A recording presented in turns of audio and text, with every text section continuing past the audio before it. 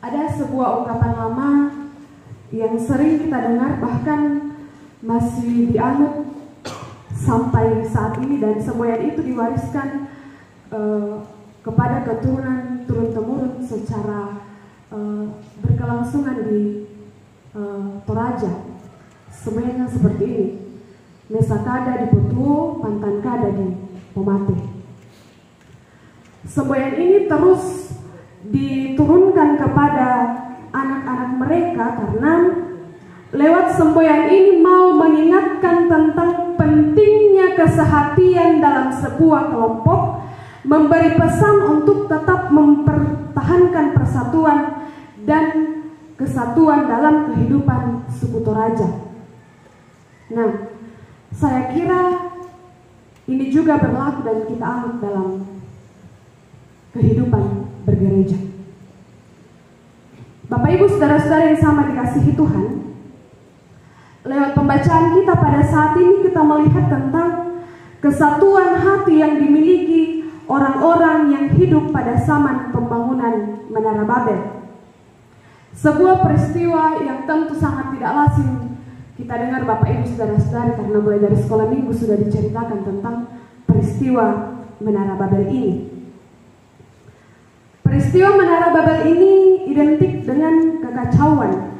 Sebuah kisah yang terjadi setelah peristiwa air bah, dan orang-orang yang selamat dari air bah itu yang Lut dan keluarganya dan ketiga anaknya inilah yang kemudian berkembang dan tersebar menjadi seluruh penduduk di bumi. Dari anak-anak Nuh inilah terpancar bangsa-bangsa di bumi setelah kejadian air bah. Dan saat itu di dalam pembacaan kita bisa melihat bahwa mereka memiliki satu bahasa untuk berkomunikasi. Awalnya Bapak Ibu saudara-saudara, mereka ini adalah bangsa yang nomaden yang kemudian berdiaspora dan mendapati suatu tanah datar yaitu Sinear, dan yang terletak di dekat sungai Efrat dan Tigris yang merupakan daerah Mesopotamia. Kemudian daerah itu merupakan suatu pusat kebudayaan kuno dan mereka kemudian menetap di sana. Apa yang kemudian mereka lakukan di Sinear ini adalah pertama-tama mereka membuat bahan bangunan dalam ayat 3 pembacaan kita. Selanjutnya mereka kemudian bersepakat untuk mendirikan sebuah kota dengan menara yang puncaknya sampai ke langit. Kalau kita memperhatikan ayat ini Bapak Ibu saudara-saudari, sepertinya mereka ini adalah orang-orang pintar.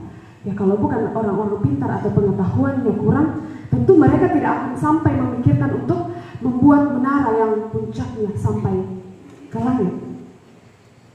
Saya membaca tafsiran, ternyata kepada mereka juga ini diberikan karunia yang lebih, yaitu fisik yang kuat, keberanian dan juga kecerdasan. Jadi memang mereka pada saat itu diberikan fisik yang kuat, keberanian dan kecerdasan.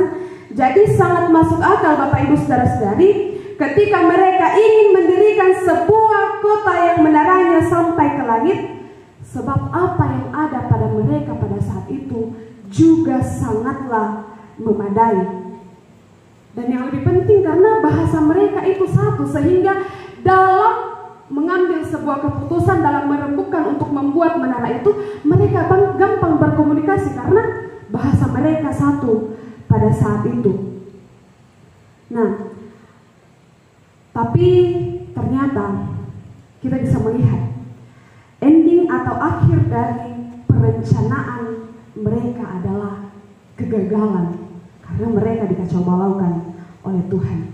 Semua kekuatan yang ada pada mereka, semua kecerdasan yang ada pada mereka, semua kepintaran yang ada pada mereka ternyata tidak menjaminkan keberhasilan rencana yang telah mereka susun.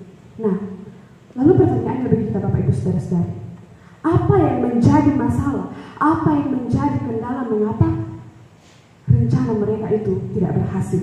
Yang pertama, Karena alasan mereka melakukan atau alasan mereka merancangkan pembangunan menara yang puncaknya sampai ke langit itu karena untuk mencari nama. Kesatuan mereka justru menjadi alasan yang kuat untuk mendapatkan segala sesuatu dan memberi kesan bahwa mereka tidak lagi membutuhkan Allah karena mereka sudah cerdas, mereka sudah kuat dan lain sebagainya. Seakan-akan mereka tidak lagi membutuhkan Allah. Mereka itu menjadikan rencana mereka menjadikan menara itu yang ujungnya sampai ke langit sebagai tempat perlindungan bagi mereka kalau ada musibah, dan mereka akan mendapatkan pujian karena adanya kekuatan, adanya kecerdasan yang dimiliki oleh mereka. Ini kemudian menimbulkan kecongkakan dan kesombongan dalam kehidupan mereka. Hal ini juga tidak dapat kita sangkal Bapak Ibu Saudara-saudari, bahwa tantangan terbesar bagi orang-orang yang berpengetahuan lebih dibanding orang-orang yang pengetahuannya biasa-biasa saja, yaitu memegahkan diri.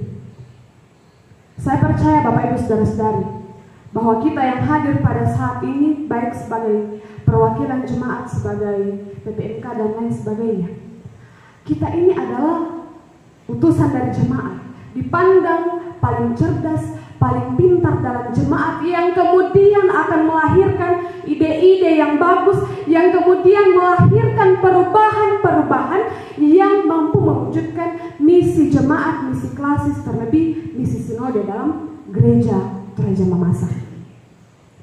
Karena itu, jangan sampai apa yang akan kita lakukan, apa tumangka disipak kadang-kadang lewat sidang, jangan sampai itu kita lakukan hanya untuk mencari nama.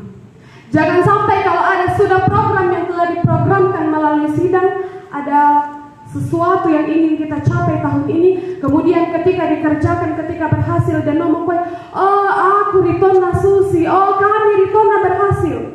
Itu artinya kita tidak melakukannya untuk kemuliaan Tuhan.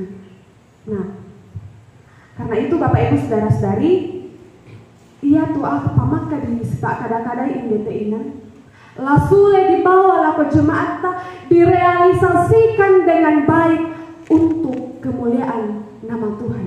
Dak takwai kuma, kami itu pengurus intika, kami mari mengikuti rapat ya, kami juga realisasikan. Tidak begitu Bapak Ibu Saudara-saudara, itu adalah statement yang sangat salah. Yang kedua, alasan yang kedua supaya mereka tidak berserak ke bumi. Mereka ingin selalu bersama-sama dan tidak ingin berserak ke bumi. Lagi-lagi mereka dalam pembacaan kita pada saat ini memberontak pada perintah Allah, yaitu beranak cuculah dan bertambah banyaklah, penuhilah bumi. Tetapi mereka justru tidak mau terserak. Mereka justru ingin hanya bersatu di tempat yang mereka akan bangun itu. Nah, Bapak Ibu Saudara-saudara yang sama dikasihi Tuhan, di sini kita juga mau diajak untuk meninggalkan zona nyaman kita. Kita diajak untuk bergerak, kita diajak untuk beranjak, bertindak, melakukan sesuatu yang baik. Jangan sampai kayak orang-orang yang hanya bisa memprogramkan tapi realisasinya susah. Karena itu kita diajak untuk beranjak, untuk berpindah, untuk bekerja, mewujudkan, merealisasikan segala apa yang telah kita bicarakan dengan penuh tanggung jawab. Bapak Ibu Saudara-saudara yang sama dikasihi Tuhan, lihat Tuhan, firman Tuhan saat ini kita belajar bersama bahwa Allah mengkehendaki kita melihat Dia sebagai jalan keluar dari segala persoalan pelayanan. Dak tasusi motu orang-orang dalam perkara menara Babel hanya mengandalkan kepintaran, hanya mengandalkan kekuatan dan kecerdasan, tetapi lupa bahwa ada Tuhan. Memang ia tuh kecerdasan, memang ia tuh kepintaran dan kekuatan juga sangatlah penting, tapi tidak ada yang lebih penting, yaitu mengandalkan Tuhan. Mari Bapak Ibu Saudara-saudari, kita kita kembali ke jemaat, merealisasikan segala program, segala kesepakatan yang telah kita sepakati bersama-sama kita kerjakan untuk kemuliaan nama Tuhan. Amin.